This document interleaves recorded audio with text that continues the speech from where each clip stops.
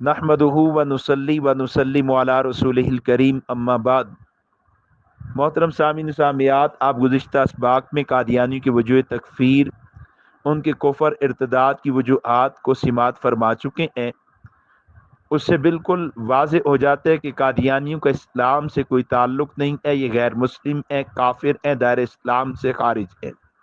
لیکن قادیانی ذریت سادہ لو مسلمانوں کو ایک اور زاویے سے بھی دھوکہ دیتے ہیں، اور انہیں کہتے ہیں کہ ہم تو قرآن کو مانتے ہیں اور ہم کلمہ لا الہ الا اللہ محمد رسول اللہ پڑھتے ہیں، تو قرآن کو ماننے کے باوجود اور کلمہ اسلام پڑھنے کے باوجود تم ہمیں کافر کیوں کہتے ہو؟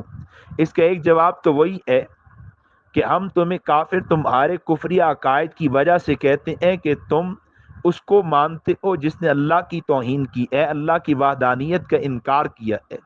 تم اس کو مانتے ہو جس نے اللہ کی گستاخی کی ہے، جس نے خدائی کا دعویٰ کیا ہے، انبیاء کی توہین کی ہے، نبوت رسالت کا دعویٰ کیا ہے، جس نے محمد رسول اللہ سے برابری کا دعویٰ کیا ہے، اور طرح طرح کی کفریات جس کی کتابوں میں موجود ہیں، تم اس کو مانتے ہو، تمہیں اس وجہ سے کافر کہتے ہیں۔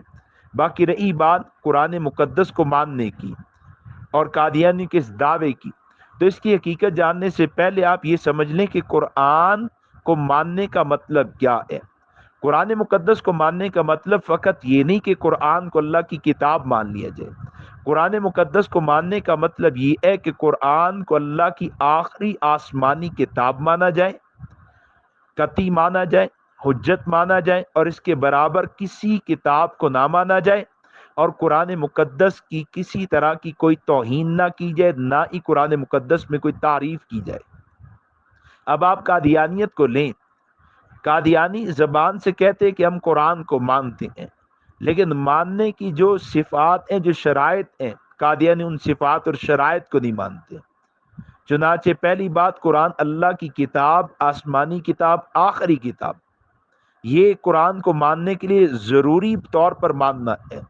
لیکن قادیانی ذریت وہ قرآن کو آخری آسمانی کتاب نہیں مانتی، آخری ہدایت نامہ نہیں مانتی، بلکہ ان کا دعویٰ یہ ہے کہ قرآن کے بعد مرزا قادیانی پر جو وحییں اتری ہیں اور مرزا قادیانی کو جو الہامات ہوئے ہیں، وہ بھی قرآن کی طرح قطعی حجت ہے، قرآن کی طرح قطعی حجت ہے۔ چنانچہ قادیانیوں نے مرزا قادیانی کی وحییں، من گھڑت الہامات اور اس کے من گھڑت کشوف، ان سب کو کتابی صورت میں چھاپا اور اس کتاب کا نام رکھا ہے تذکرہ۔ اور اگر آپ ٹائٹل کے بعد اندر کے صفحات پہ جائیں تو وضاحت کے ساتھ لکھا ہے تذکرہ، یعنی وحی مقدس۔ اور یہ تذکرہ قرآن مقدس کا غیر معروف نام ہے۔ ان نے قرآن کے غیر معروف نام کو لے کر مرزے کی اس کتاب کا نام رکھ دیا اور اپنی ذریت کو پیغام کیا دیا ہے کہ یہ کتاب قرآن کی مساوی ہے۔ اور اس پر قادیانی، مرزا قادیانی کی عبارات بھی گواہ ہے۔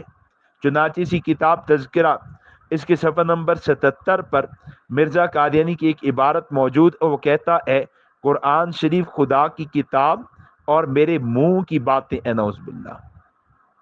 ایک تو آخری کتاب نہیں مانا، اور پھر قرآن کی توہین کی، اور پھر قرآن کے برابر اپنی وحی کا بھی دعویٰ کیا کہ میری وحی قرآن کے برابر ہے۔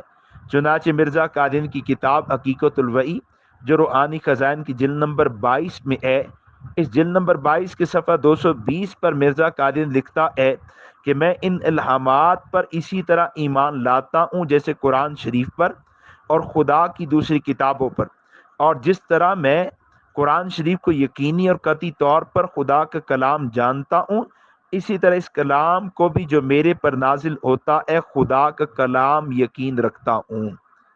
اس عبارت میں مرزا قادیانی دو ٹوک کہہ رہا ہے کہ جیسے قرآن کو میں قطعی مانتا ہوں اور یقینی طور پر اللہ کا کلام مانتا ہوں، ایسے ہی میں اپنی وحیوں کو، اپنے الہامات کو، اپنے کشوف کو وہ قطعی مانتا ہوں اور یقینی مانتا ہوں، نعوذ باللہ۔ پھر مرزا قادیانی نے قرآن کی توہین کی تو روحانی خزائن جلد نمبر 3 میں اس نے یہ لکھا ہے کہ قرآن کیا ہے، قرآن میں تو گندی گالیاں لکھی ہوئی ہیں۔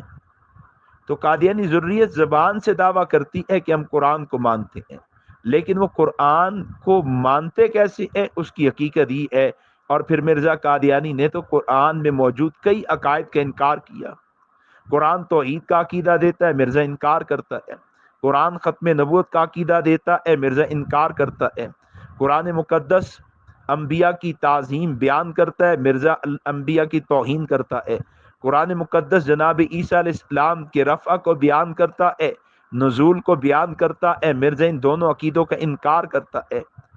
قرآن مقدس کے بہت سے عقائد جن کا انکار مرزا نے کیا ہے۔ پھر قرآن کے اندر مانوی تعریف، یہ قرآن کو ماننے کے منافی ہے، اور مرزا قادیانی نے جا بجا قرآن مقدس کے اندر مانوی تعریف کا ارتکاب بھی کیا ہے۔ یہاں پر ہاتھی کے دانت دکھانے کے اور کھانے کے اور ہیں، زبان سے ضرور دعویٰ ہے کہ ہم قرآن کو مانتے ہیں، حقیقت ایسی نہیں ہے۔ ماننا یہ اس طرح کا ماننا ہے۔ اور رہی بات کلمے کی کہ ہم کلمہ لا الہ الا اللہ محمد رسول اللہ پڑھتے ہیں، تو اس کی حقیقت خود مرزا قادیانی کے بیٹے مرزا بشیر احمد ایم اے نے اپنی کتاب کلمت الفصل صفحہ 158 پر بیان کر دی ہے۔ مرزا قادیانی کے بیٹے سے سوال ہوا کہ تم نے نبی بدل لیا ہے تو پھر کلمہ بھی بدلو، نبی بدلتا ہے تو کلمہ بدل جاتا ہے۔ اس کے جواب میں مرزا بشیر احمد ایم اے نے ایک بات تو یہ لکھی کہ تمہارے دعوے کو میں مانتا ہوں کہ نبی بدلتا ہے، کلمہ بدل جاتا ہے، باقی آگے یہ بات کہ ہم نے کلمہ کیوں نہیں بدلا، تو وہ لکھتا ہے کہ اصل میں مرزا قادیانی تو خود محمد رسول اللہ ہے جو اشاعت اسلام کے لیے دوبارہ دنیا میں تشریف لائے ہیں۔ اگر مرزا محمد نہ ہوتا اور محمد دوبارہ دنیا میں نہ آیا ہوتا تو پھر ہم کلمہ بدل لیتے۔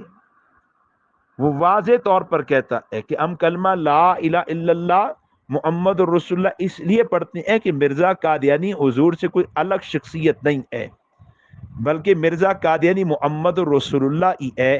محترم سامعین و سامعات، جب ہم کلمہ لا الہ الا اللہ محمد رسول اللہ پڑھتے ہیں تو ہم محمد رسول اللہ سے مراد فقط امام الانبیاء خاتم الانبیاء محمد مصطفیٰ احمد مجتبی صلی اللہ علیہ وسلم کی ذات پاک کو لیتے ہیں۔ جبکہ قادیانی کلمہ پڑھتا ہے تو اس کا مذہب اسے یہ کہہ رہا ہے، اس کے مذہب کی تعلیمات اسی یہ کہتی ہیں کہ تم نے محمد رسول اللہ سے مراد فقط حضور کو نہیں لینا بلکہ مرزا قادیانی کو بھی لینا ہے۔ ہمارے کلمے میں حضور شامل ہے اور حضور سے پہلے والے انبیاء شامل ہیں، اور ہمارے کلمے کا لازمی جز حضور کے بعد کسی کو نبوت نہیں ملنی۔ ہم اس کلمے کے ضمن میں جیسے حضور کی نبوت کا اقرار کرتے ہیں، جیسے حضور سے پہلے والوں نبیوں کی نبوت کا اقرار کرتے ہیں، حضور کے بعد ختم نبوت کا اقرار کرتے ہیں کہ حضور تک جس کو نبوت ملنی تھی مل چکی۔ قادیانی جب اس کلمے کو پڑھتا ہے تو وہ اس نبیوں کی تعداد میں اضافہ کر کے مرزا قادیانی کو نبیوں کی تعداد میں شامل کرتے ہوئے یہ کہتا ہے کہ محمد رسول اللہ سے مراد محمد عربی بھی ہے اور مرزا قادیانی بھی ہے، اور وہ کلمے کے مفہوم میں ایک رسول ایک نبی کا اضافہ کر دیتا ہے۔ ہمارا کلمہ نبی کے اس اضافے سے رسول کے اس اضافے سے پاک ہے۔ یہ بنیادی فرق ہے قادیانیوں کے کلمے پڑھنے میں اور کلمے کو ماننے میں، اور ہمارا کلمہ پڑھنے میں اور ہمارا کلمہ ماننے میں۔ اللہ رب العزت ہمیں قادیانیوں کا فریب جاننے کی توفیق دے اور پھر اس فریب کے رد کے لیے اپنے جان مال وقت صلاحیت لگانے کی توفیق دے۔